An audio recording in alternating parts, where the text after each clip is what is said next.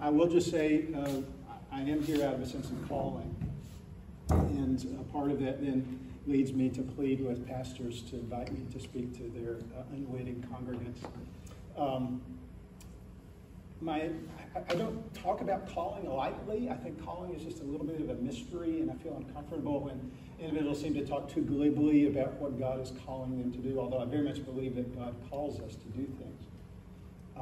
But I feel in my heart very strongly that I am called to remember and to remind. That's the way I think of my calling. To remember the past and to remind the church. I think we live very much in a present tense society. One writer says we're stranded in the present. And I love that word picture. If you think about it for a moment, you can imagine a shipwreck and someone being cast onto a deserted island. We're stranded, cut off from all the rest of the human race. Demographers estimate that 93% of those who have ever walked on the face of the earth, human beings who have lived, have now passed on. So the current population of the world, which is approaching 8 billion, I guess, represents about 7% of the human race. So when we ignore the past, effectively, we are shutting ourselves off from 93% of all who have ever lived. And there's a certain kind of arrogance in that, is there not? Now, the sad part of this is that I think the church is just as present-minded as our broader American culture as a whole. Now, there are exceptions. You're here, so that says something, right? So this may not at all be accurate or reflective of you, but as a broad generalization, the Christian church in America lives cut off from its past as well. So I feel that my calling is to remember and to remind in the most general sense. The particular book that I want to share with you about a little bit this evening came out of a more specific sense of calling that is a part of that, a kind of subset of that broader sense of calling. And it really has to do with our own particular historical moment that we're living in. As a historian, I'm very skeptical to predict the future. I'm very comfortable with that. But I just believe that later generations are going to remember the early 2020s as a very significant moment in American history. Whether or not we will remember it as a very critical moment for American democracy is hard to know for sure, but I suspect that we will. I have taught on the American Civil War. That actually is my area of specialization until quite recently. I've taught courses on the American Civil War about 35 times since I became a professor. So I've taught a lot on the American Civil War. So I don't say it lightly when I say that American democracy, I think, is more polarized and less stable than it has been in any time since the Civil War. So in the last approximately 160 years, I can think of no time when there's greater polarization or less stability in our political system. So I'm very concerned for American democracy. But that's not where my heart lies. And that, just to take that statement out of context, it can be sort of provocative and maybe even troubling if it seemed to be saying, I don't care about American democracy. But there is a certain sense in which I don't care primarily about whether American democracy flourishes, survives, or collapses. What I care deeply about is the testimony of the church to the culture in this very fraught political moment. I hope that God in his mercy allows our democracy to flourish. But he has not promised that American democracy will last. He did not say that the gates of hell will not prevail against it. His promises are to his church. And when I think about my own sense of burden in this moment, I'm much more concerned about the witness of Christians in this political time. What I long for is for more Christians to think Christianly about the way that they engage in the political sphere. I'm not here to make a political or partisan argument. Absolutely not. I'm not here to try to point you towards certain conclusions about how you should vote or what sorts of parties or policies you should support. But I do want to, hopefully, challenge you and encourage you to think more explicitly as Christians about this general undertaking of self-government. So I want to just use some of the quotes on this outline as a kind of framework to sort of walk us through a conversation together. If this is helpful to you, fantastic. If it is a distraction to you. You don't have to read along, but you might wish to. As I began to think about the book, We the Fallen People, which I spent about not quite 5 years on, when I first sat down to start writing, what occurred to me was that the most important contribution that I might make to Christian readers was actually to take us back to the most fundamental question we could possibly ask about democracy, which is, why do we believe in it in the first place? And that's not an argument that we tend to, or conversation we tend to have, because it seems almost a little bit unethical to imagine that there's more than one position on that, to imagine that there could be a conversation about democracy pro and con. So we don't have that conversation very much. So my sense is, and again, I'm just going to give all of you credit and say it doesn't apply to any of you, but when we think broadly about the culture, I think most of us fall down into what I call our present reality. Now, our present reality features a quote from the writer Alexis de Tocqueville. So we're looking around the room. How many of you would say you're at all familiar with this individual? How many? So your pastor is, a couple of people at this table, heard of him. Fair enough? Any of you spend any time with his book, Democracy in America? Democracy, just a little bit of background before we move on. Alexis de Tocqueville, at the age of 25, a French aristocrat born in privilege after the French Revolution. His parents actually had been arrested during the French Revolution. They were French nobility. They were sent to the dungeon. They feared that they would be guillotined, that they would lose their heads. 5 of his extended family members were executed in what was called the Terror of the French Revolution. His parents survived. He's born shortly after the French Revolution. At the age of 25, he becomes convinced that the future of at least the Western world points toward democracy. And when he looks at the Western world, he says the most democratic place in the world is the United States. So at the age of 25, he says, I am going to go to the United States. I'm going to study democracy. That's a fairly broad topic. And I'm going to decide what there is in it to hope for and to fear.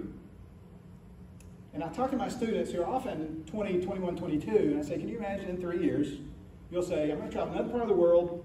I'm going to ask the biggest question I can possibly imagine asking. I'll return home and I'll think about it for 8 years. And then I'll write a 900-page set of meditations on what I encountered. And that's what Tocqueville does.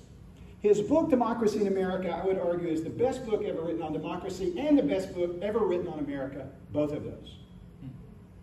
One humorist once said that Democracy in America is on the top of that list of great works that are often cited and seldom read.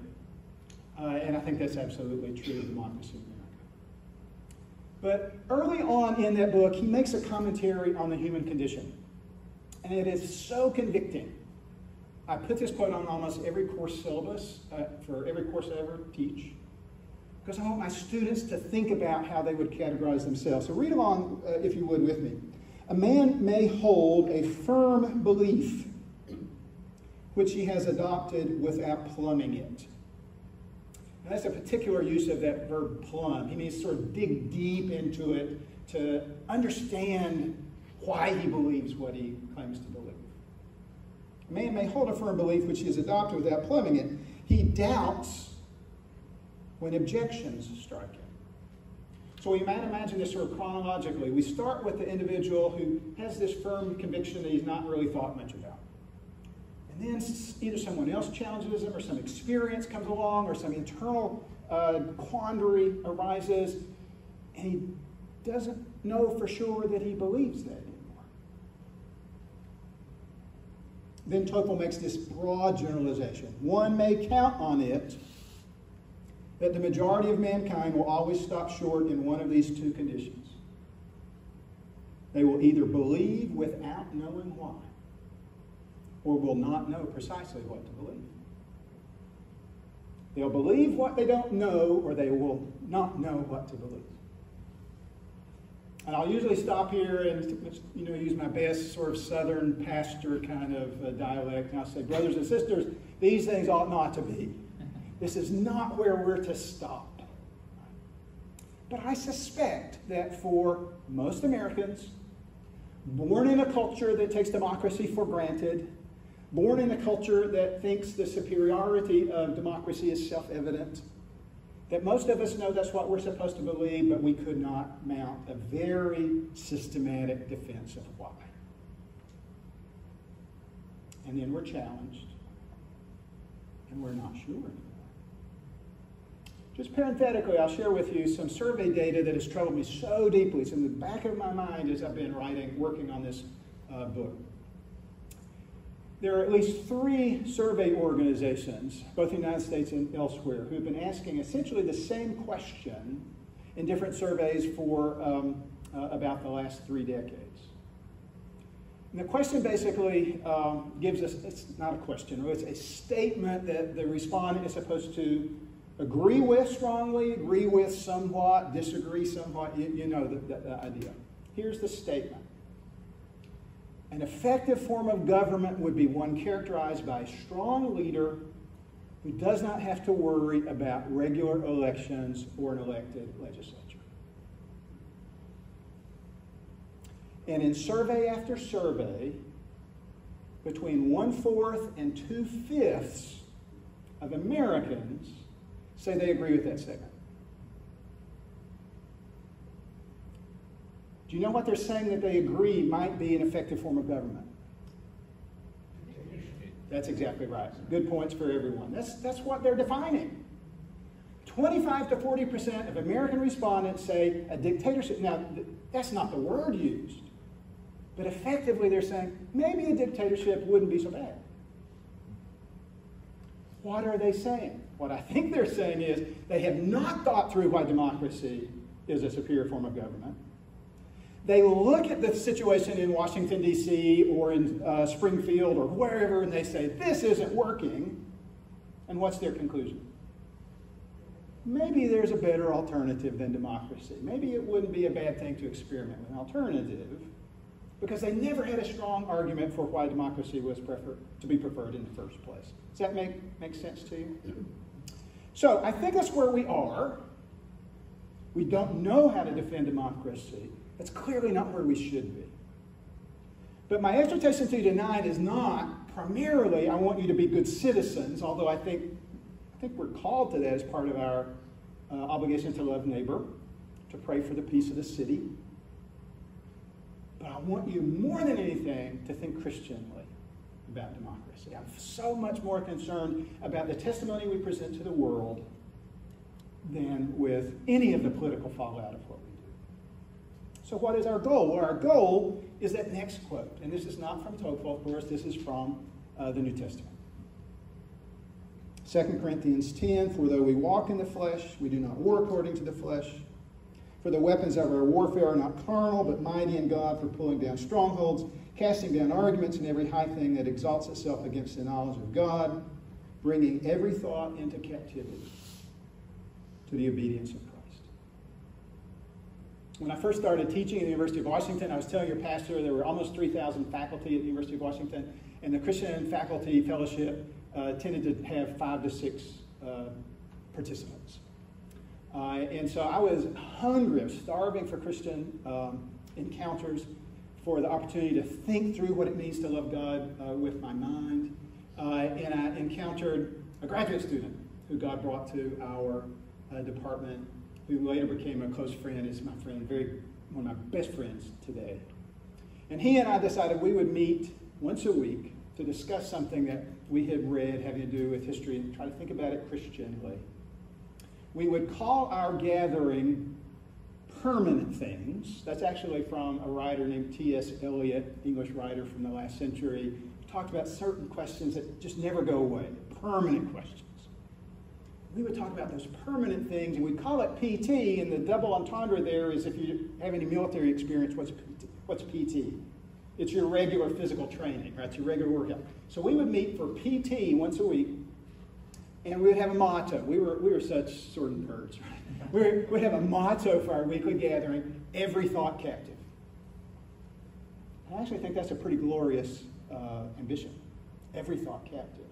So can we take every thought captive in thinking about democracy and let that infuse then the way we think and act and behave politically?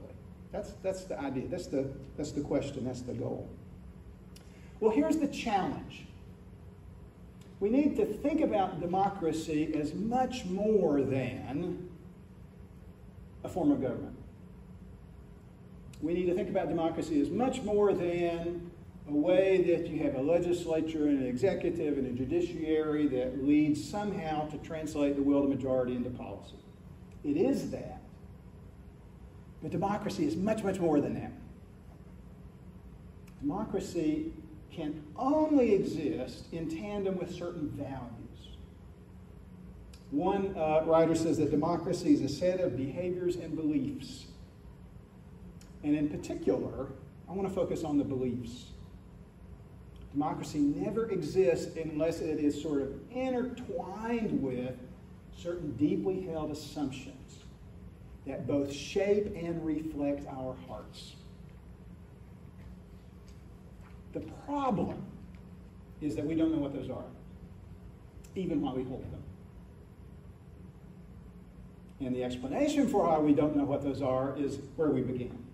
We are stranded in the present. We are so accustomed to certain values around us that they are literally sort of like the air that we breathe, totally invisible, omnipresent, shaping us constantly, and yet we're dimly aware. Let me give you an example. So, all of my cultural anecdotes in my classes have gotten to the point where they mainly generate eye rolls. Because my students say, well, that might have been maybe relevant to my parents, but this is so old that don't expect it to be relevant to me. So here's my example. The best way I would describe this is from the movie Jurassic Park. Does anybody know that movie? So in Jurassic Park, there is a T-Rex, Tyrannosaurus Rex. I don't know if you recall, but according to the movie, which I know is based on really sound science, the movie says that the T-Rex has really bad eyesight. Do you remember this possibly? And that it cannot really see very well, and what it mainly picks up on is motion. So if you're one of these human beings and all of a sudden you're face to face with a T-Rex, what are you supposed to do? Freeze, right? Freeze, and supposedly he won't see you. Well, what I'm suggesting is that we're like that, at least the way Steven Spielberg imagined the T-Rex. Here's what I mean. We're not good at seeing things that are constants in our lives. We can definitely pick up on change. But show me a pattern that was the way it was when I was a little boy, that has never changed in my lifetime, in an amazing way, it'll gradually become invisible to me. Because it's just like the air that we breathe. Of course, it's natural, it's inevitable. The world is just this way. This is the way it is, I think, in our thinking about democracy. Because I would argue that American values, as the way it relates to democracy, went through a kind of revolution about 2 centuries ago and has not changed since. Now, American democracy has changed in a lot of ways. 2 centuries ago, very few people of color could vote. Women could not vote. Even it was still the case that some white adult males could not vote if they didn't own property. It was a totally different electorate. We know that. But a lot of the underlying thinking about democracy, believe it or not, 2 centuries ago is exactly what we believe today. Which means we're not aware of it. We can't imagine it being any different. And we're not able to think about it. This is how I would link it to Paul's exhortation in 2 Corinthians 10. He calls us to take every thought captive. Here's the sobering truth. You cannot think Christianly about values that you hold until you become aware of those values. Does that make sense? So what do we do? Well, At Wheaton, we like to joke that we call C.S. Lewis sort of our patron saint, right? Every conversation has to somehow connect with C.S. Lewis. So I'm going to give you a couple of C.S. Lewis quotes tonight. But look at the one at the bottom of that page. This really is Lewis's suggestion for how we might see ourselves more clearly. We need intimate knowledge of the past, he writes. This essay, Learning in Wartime, which you can find online many, many places. Fantastic. It's just one of the best essays I've ever come across for the life of the mind. He says, we need intimate knowledge of the past. Not that the past has any magic about it, but because we cannot study the future and yet need something to set against the present, to remind us that the basic assumptions have been quite different in different periods. Basically, he's saying we need some sort of frame of reference, some sort of benchmark of comparison to actually see ourselves clearly. Which means, for most of us, we need to get outside of our temporal sort of contexts. Of course, as a historian, I love this. For some of you, having new eyes to see your world will involve foreign travel. And if you've traveled abroad, you probably say, one of the most eye-opening experiences I ever had in seeing the United States was to travel to, fill in the blank, some other very distant land. But another way to do that is to travel through time. And so that's what I tried to do in the book. And so I just want to call your attention really quickly. I know I spent a lot of time on this first page. I want to assure you right now, pace is going to pick up pretty significantly. As we're not going to go. A lot of these quotes I just want you to have, you can take home, you can think about them. I want you to take my word for it actually right now when I share some generalizations. But so in the book, We the Fallen People, basically what we do is we travel in time to return to a moment when the assumptions that Americans today would assume automatically that are relevant to democracy did not hold. And there's one category of assumptions that's paramount. And that's how we understand human nature. I would argue that the very heart of our thinking about democracy will be an assumption about human motivation, about what it is that motivates us generally in the way that we interact with each other. I don't think it's possible to have a view of democracy that does not rest on some understanding of human nature. It just may not be conscious. You may not have articulated it. You may not even be aware of it. But I don't think you can have a position on democracy without having an assumption about human nature.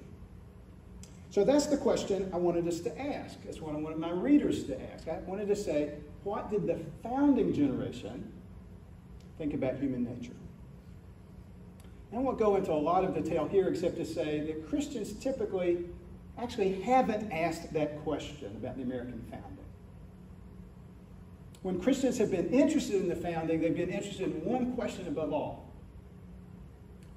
Were the leading founders Christian? Or another way to put it, were they on our team? Were they on our side? Can we cite them in arguments today for questions that we find relevant today? And I understand why that's important. But here's the honest reality that we can't get around. The most prominent founders, the Washingtons and Adams and Jeffersons and Franklins and Madisons, they did not talk very much about their religious convictions. They didn't leave very much of a paper trail. And so I give an anecdote in the book. It's a very famous anecdote of Benjamin Franklin rising in the middle of the Constitutional Convention in Philadelphia in 1787. And he addresses the delegates and he says, we're not getting anywhere. We're bogged down. We're at risk of just going home in failure. Could it be because we have forgotten to appeal to God? And so Franklin actually introduces a recommendation that they enlist a chaplain, that they begin every subsequent meeting in prayer, and he hopes that will turn the tide. That gets mentioned many, many times online, in various writings by Christian authors, and it happened. It's true. There's all kinds of verifiable documentation of that. But do you know the rest of the story?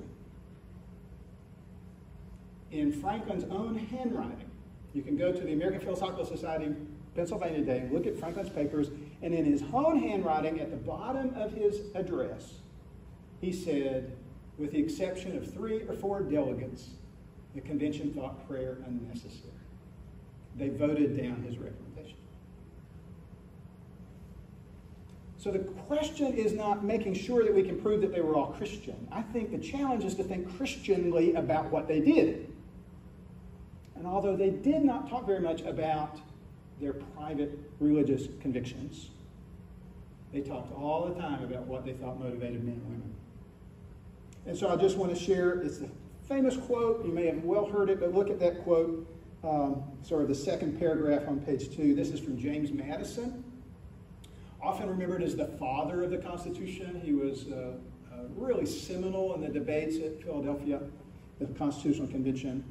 And then after the Constitution was created, he authored, along with Alexander Hamilton, famous rapper, as you know, along with Alexander Hamilton, he authored 84 essays in fine-grained detail explaining the Constitution and advocating ratification. These became known as the Federalist Essays or the Federalist Papers. And in Federalist 51, which you should all go home and read, I think it's the most profound political treatise ever authored in the Western Hemisphere, he asks this rhetorical question. He says, what is government itself but the greatest of all reflections on human nature? What unified the framers of the Constitution was that if they were to succeed, their undertaking had to accurately reflect human nature. George Washington put it in a letter. And Washington, by the way, almost never spoke. He was the chair of the convention, so he sat up front. He went in all kinds of integrity and dignity and respectability to the undertaking, but he hated to speak in public, and we're not sure that he ever participated in debate. But in a private letter, he said, we must take human nature as we find it. They were convinced that they could not theorize abstractly about how they hoped men and women were and create some sort of utopian document. They had to meet human beings where they were and adapt the document to what they found if it was to survive. So when Washington says we must take human nature as we find it, the question then becomes, how did they find it? I mean, how did they understand human nature? Well, I'm not going to read through, but let me just give you a sense of what the rest of this page entails. The first, I think it's the first 8, from Benjamin Franklin down to James Madison. These are all quotes of very prominent members of the Constitutional Convention. There were 55 individuals who participated sometime over the 4-month span of the Constitutional Convention. Maybe 10 actually spoke a lot and really figured very prominently, and these would all be in that group. What you'll see them saying, they're using a few words over and over again. They're saying, first of all, human beings are by nature ambitious. Now, when my son was little, he's not little anymore, and was playing video games all day, right? I would hope someday he would get some ambition, right? And when I would think that, I'm using ambition as a virtue, as a positive thing that's very modern. In the 18th century, ambition is a vice. Ambition is the inordinate desire for power and influence. And so the first thing they're saying is people want power. The other thing they're saying, if you look at it over and over and over again, is that self-interest rules.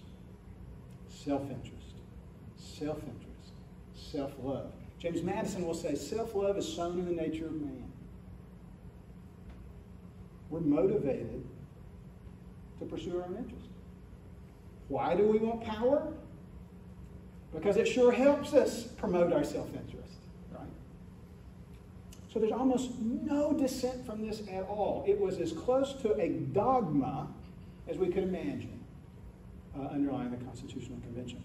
Now, the bottom of the page, just so you know, I included 4 people who weren't, there's a little asterisk by each of those names, 4 individuals who weren't part of the Constitutional Convention.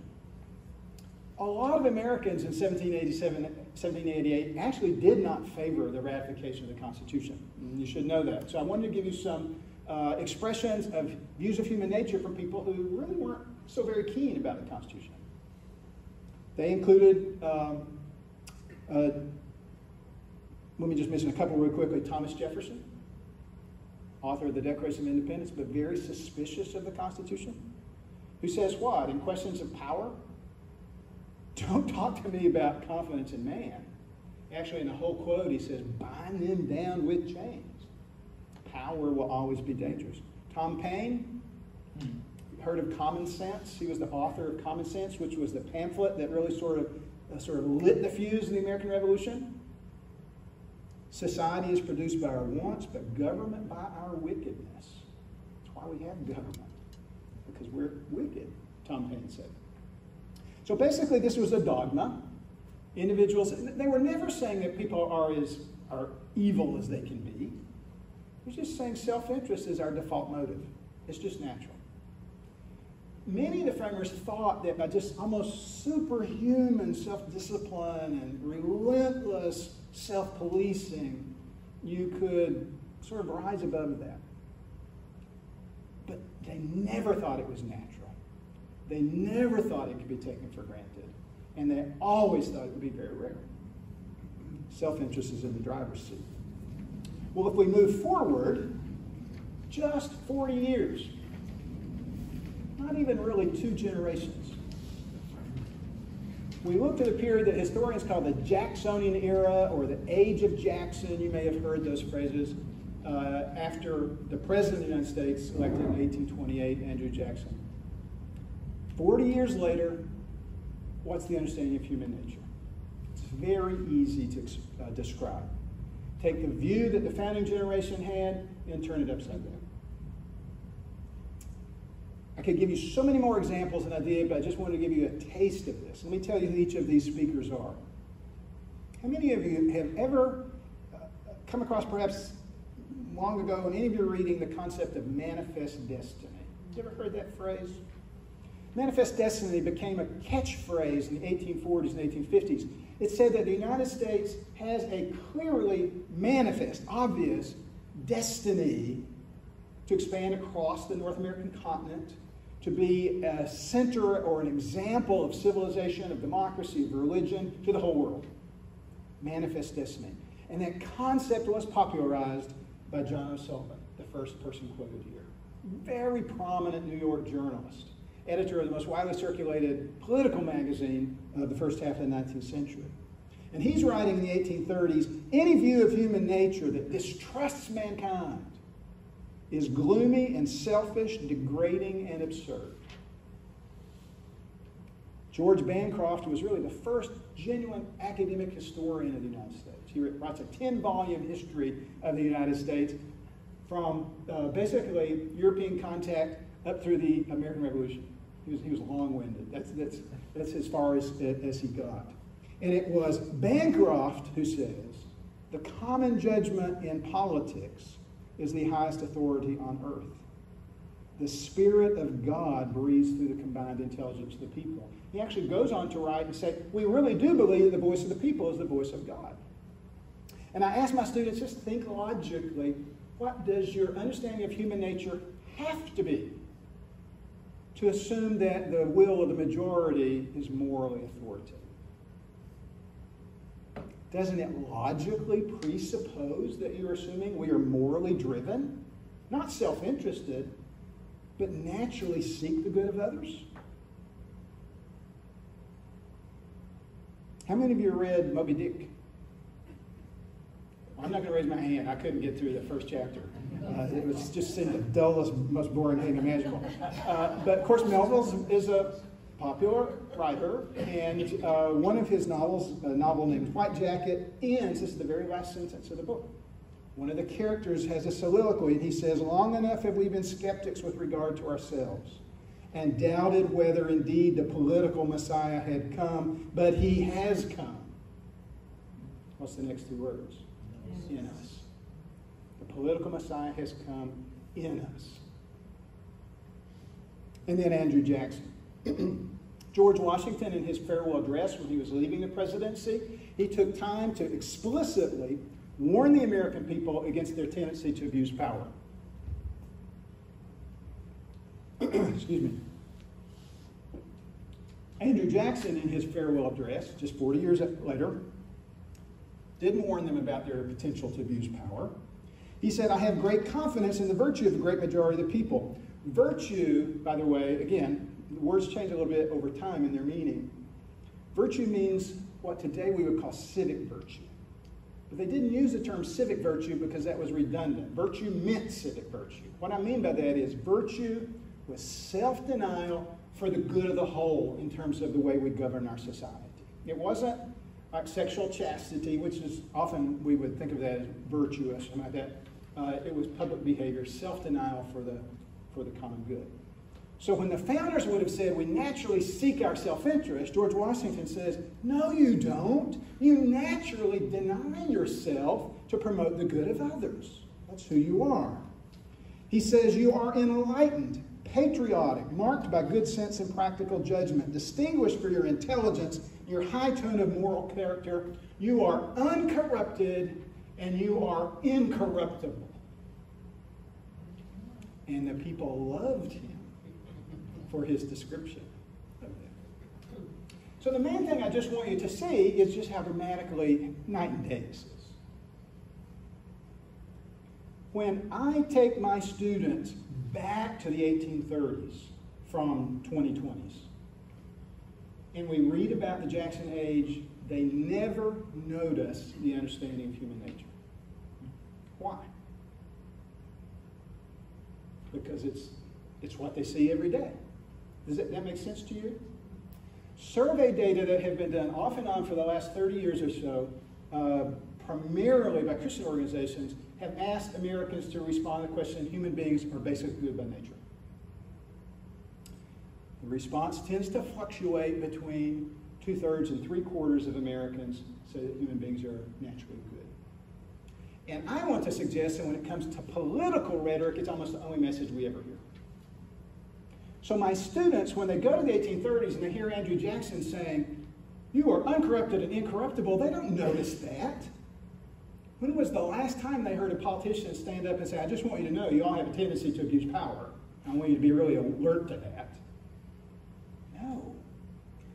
When we go back and start our survey of American history with the 17th century or the 18th century, they're going to see something very different. They're going to see what we read with the founders. And then what happens when they get to the 1820s and 1830s? They see the values that they have grown up with, but all of a sudden, what's happened? They're aware of them in a way they wouldn't have been otherwise. Because now they have seen something very different to hold it up against. Basically, they're living out what C.S. Lewis recommended for them.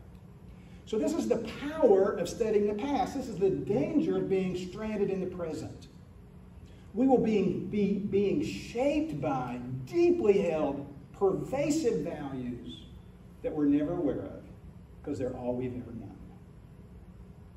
Now, our challenge then is to take every thought captive. And remember what I said at the outset, you cannot think Christianly about values that you're not aware that you hold.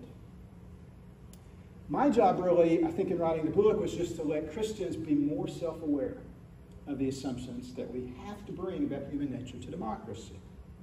And then to challenge them to go to Scripture, to go to church teaching, and hold those values up for scrutiny. But here is the realization that I think, at the very least, we all should take away. And this is the top of page 4. What I call the startling realization. And I take this, I told you I'd give you at least 2 C.S. Lewis quotes, so here he is again.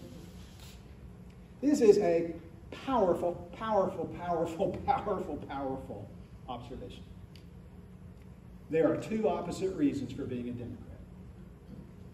Now, quick clarification, when he refers to Democrat, he does not mean Democratic Party at all. He's meaning basically, I favor democracy.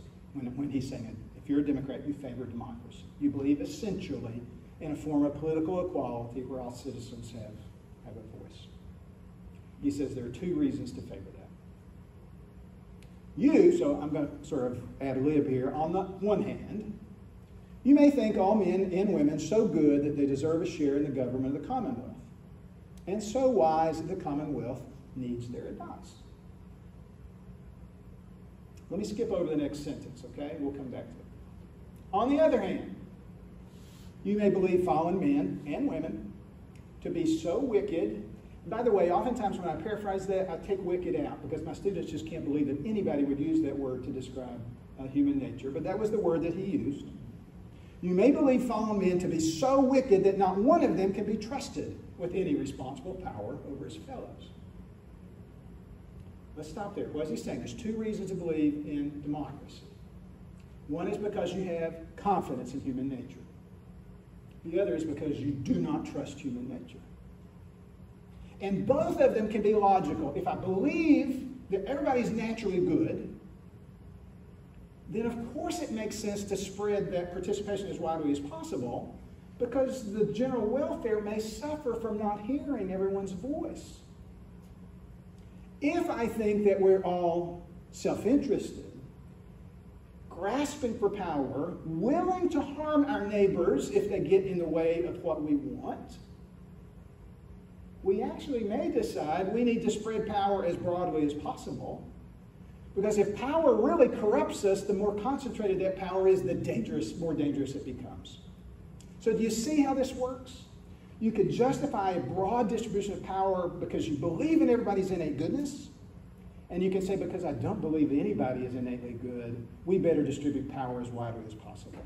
Does that make sense to you? So that's what I want us to come away with. You could believe in democracy for two absolutely contradictory reasons. And then let's go back to the two sentences that I skipped over. Whatever your view is on this, and I'll give you a bunch of scripture passages. You might add others that would perhaps lead you toward a different conclusion. But whatever your own view, listen to Lewis's. The first view, which says we're also good, our voices demand to be heard, he says is the false romantic basis of democracy. That the true ground of democracy, the only one upon which it will long flourish, is the second foundation. The foundation that begins with a realization of human self-centeredness, human selfishness. So I'll just give you a teaser, and I'm going to stop at this point, but just the teaser is, if there is a thesis in the book, and by the way, as I was telling the folks at this table here, not only would it edify and enrich your own lives, but it makes wonderful gifts at Christmas time. But the teaser is, the thesis of the book is that Americans have chosen democracy for the wrong reason. Not that we should embrace democracy, but that we must embrace it for the right reasons if we wish it to flourish and survive in the long haul. I'll be happy to elaborate during question and answer if you want me to. I actually think not only does it change the kind of witness that we offer to the watching world, but it actually will go a long way towards strengthening our democracy to redefine ourselves as fallen people, not as people who are naturally good. So I think I'll stop here. There's so much more I could say, but I don't want to be the only one who ever opens his mouth tonight. Has anything that I've said stimulated any kinds of questions or comments, responses of any kind?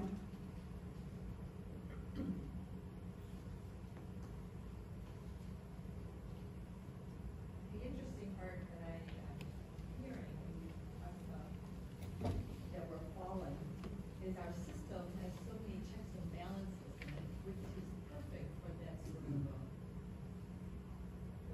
environment of people. And we need to keep those checks and balances for those reasons. So that's a good observation. I'll just, if I could, just piggyback on that a little bit. Once we begin to read some of what the framers of the Constitution were saying about human nature and listen sort of behind the scenes to some of their deliberations, we begin to see the way in which the Constitution really does systematically reflect this understanding of humans as selfish. you could absolutely read the Constitution and never have an inkling of that. Because there's nothing, in some sort of explicit way saying, and because we are sinful, they wouldn't have used that term actually, probably because we are selfish, because we're susceptible to corruption of power, we're going to do this and such. They just have these elaborate, as you said, checks and balances. There's actually sort of two ways in which the Constitution tries to, I think, acknowledge human selfishness. One, as Madison put it, is to try to prevent the government from becoming corrupt. And so that's why we have separation of powers. That's why we have two chambers within the legislative branch. But also to try to buffer the government from the people. We don't like to hear that. But there were elaborate steps taken to give elected officials some latitude to act without constant pressure. So if you think about it for a moment, the only popularly elected branch of government under the Constitution is the House of Representatives, originally. The U.S. Senate was not popularly elected, right? It was actually chosen by state legislatures. If I could just stop for a moment, I like to tell my students, words have power. It's just that we use them so much that they lose that power. What's the title for that branch of the Congress that I just said? House of Representatives. It was the only chamber that consisted of representatives of the people. That's what they meant by that. Senate is not popularly elected. President originally is chosen how?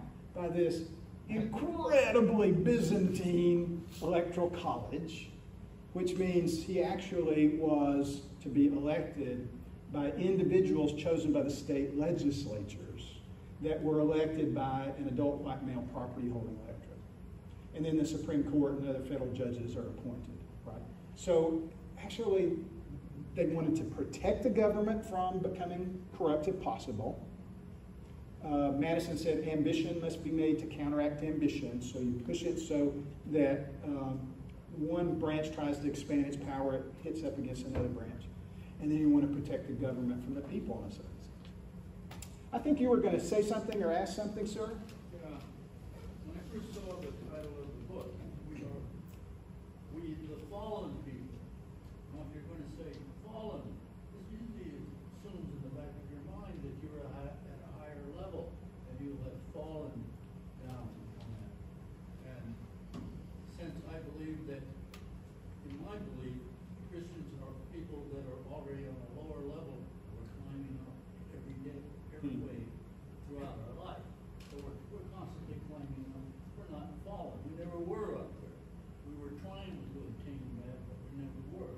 But anyway, you made it so clear when you talk about the startling realization. These are two ways, like you said, there are two ways of thinking about democracy. It's beautiful. It's beautiful. We're not to disregard the rest of it as kind of a statement, a flowery statement. Well, I appreciate the perspective, and it's interesting to hear how, excuse me, sort of the way that word triggers a response in your mind. Of course, I was using the word fallen with reference to what theologians often refer to as the fall, which comes in Genesis chapter 3, I guess, with the rebellion of mankind. So that's what I was had in mind specifically. I thought it was really clever, to be honest, in terms of the title. I was always enamored of that, but I don't know. Any other thoughts or questions, reactions? Yes, sir. For some reason, I was thinking of Mark Zuckerberg. Yeah. Okay. And the influence of social media on our society. And I have thought for a long time, ever since I think I saw the movie about him, is that he completely over-idealized human nature. Yeah. That all you've got to do is let people talk to one another and communicate with one another. And I think much of the mess that we're in is a result of the power of social media and what that opened up. That's a really, really interesting comment. I just finished a review of a book that's going to be in Christianity Today in October, a book that's about to be released. I think it's called Untrustworthy. The author is a woman named Bonnie Christian, spelled with a K, K-R-I-S-T-I-N.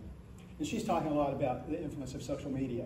And one of the things that I think is interesting, and she points this out, it wasn't 10 years ago that people were saying social media is absolutely going to be this blessing to democracy. It's going to bring more and more popular involvement, and every dictatorship will fall because there's no barrier that can keep information out and so forth. And we look back on that just a decade ago, and we just shake our heads, because I think you can make a strong argument that one of the greatest threats to democracy today is social media.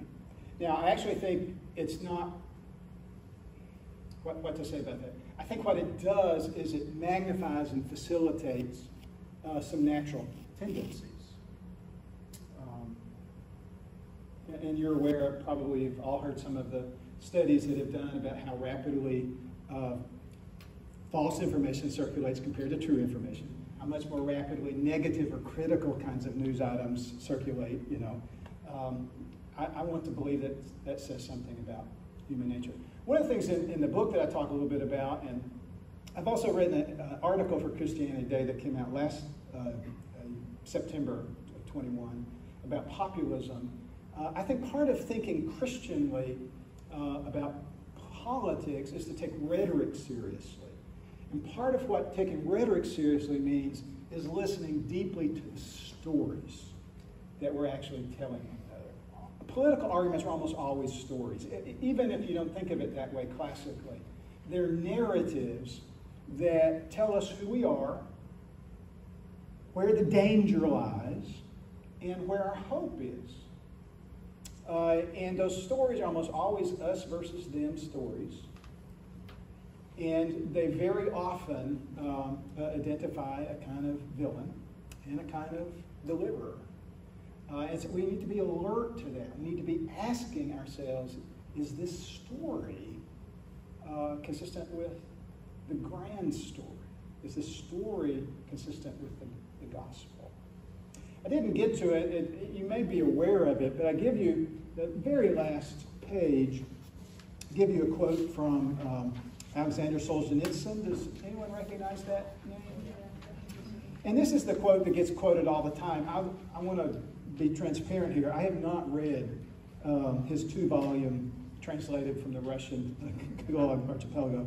But this quote gets picked up a lot. In the larger context, he's talking about in his youth how arrogant he was, how confident he was of his own righteousness, and how, from hindsight, how cruel and brutal he believes he was. But it's in the 8 years that he spends in this basically prison camp that he begins to see himself differently. And he says, gradually it was disclosed to me that the line separating good and evil passes not through states, nor between classes, nor between political parties either, but right through every human heart and through all human hearts. If you go ahead and read the whole quote, he's basically saying even in the most evil person there will be some vestige of goodness. Even in the apparently most righteous person, there will be in a corner somewhere where evil is lurking. And I would just encourage you, as you're listening to political commentary, if you're reading it online, there's always going to be a story. And whoever is writing or speaking is always drawing the line separating good and evil somewhere. And the reality is, even though we might see this and nod our heads and say, oh yeah, that's so true, almost every story we're going to hear out in the public absolutely rejects what Solzhenitsyn is saying and draws the line between good and evil outside of our individual heart. It always is separating us from them. The plot of political rhetoric today is our lives would be better if not for them. When was the last time you heard someone say, I'm talking about who was wanting your vote, the first step toward a more just America is to deal with the sin in your own heart? We might hear that from the pulpit. We're not going to hear that, I don't think, from a politician. And the danger is we become numb to that. And we think, well, of course, that's the way a political argument will be made. But which do we hear more of, political arguments or sermons? For an awful lot of us, we're being schooled by political commentators vastly more than those individuals that God has raised up to open his word to us. That was for your benefit, just so you know. I was going to say, Jackson, man. Yes. I have a question. Is there any sense of why Andrew Jackson was himself so confident in himself and in the ability of some people to be morally good? Yeah. Because it seems, it's very important to understand that even if the sentiment about human confidence was prevalent at that time, he certainly platformed it and championed it in a disastrous kind of way. Yeah. That's a great question, Josh. Just parenthetically, a fair amount of the book is devoted to the election. Just tell you more than you want to know, I guess, but 1824 was a presidential election that was badly disputed, and the losing side said effectively the election had been stolen. All right? So there's something about it that's very... We don't know anything about that. Yeah. So I devote 2 chapters to that whole very significant moment in the past, and then a couple of chapters to Jackson's presidency. And he's a fascinating character. The reality is, as much as I've read literally about 4,000 pages of his correspondence, but I don't know the man. That is to say, I know what he's saying. I don't know his heart. And Jackson actually has been a fascinating character for scholars who want to bring psychological theory, because they're really grasping for some sort of explanation that might help us to sort of think we have a sense of who he was. What I can say pretty confidently is that in those 4,000 pages of his correspondence I read, I never came across a single instance in which he admitted that he had been wrong about anything, much less asked forgiveness for a moral failure. Never, ever. Now, where the historians disagree is whether that was the genuine sort of expression of his heart, or if he was desperately trying to convince himself of what he actually doubted. Jackson's father dies before he is born. His mother, he has a mother and then 2 older brothers who are considerably older than he. They go into the army during the American Revolution. Jackson is like 13 years old in the American Revolution, so he really doesn't participate. His older brothers do. They contract smallpox. His mother goes to a prison ship. They're prisoners of war. They go to a prison ship off the coast of Charleston. She tries to nurse them to health, and all 3 of them die. And so Jackson struggles first with why did his mother sort of leave him to go take care of the sons? And then maybe struggles with what sometimes has been theorized as kind of survivor's guilt. At the age of 14, he's left alone in the world. And there's sort of this sense, I've got to prove that my surviving was not in vain. There was some reason for this. And so you have this man with less than 1 year of schooling. It's supposed to have said, I think it's apocryphal, but it's supposed to have said he could only respect a man. He couldn't respect a man who could only spell a word one way, right? And his spelling is very creative. But so, he rises, he becomes very, very, very wealthy, obviously very, very influential, but authoritarian. It's one of the great ironies of American history that we associate him with the rise of democracy. He was wildly popular. He risked bringing the United States twice into international conflicts by invading a foreign country without any authorization. He was censured by Congress. He actually, I think, abused power and broke the law during his presidency. But also, even then, was aggressively defended by members of his party while he was attacked by members of the other party. So even that early, the party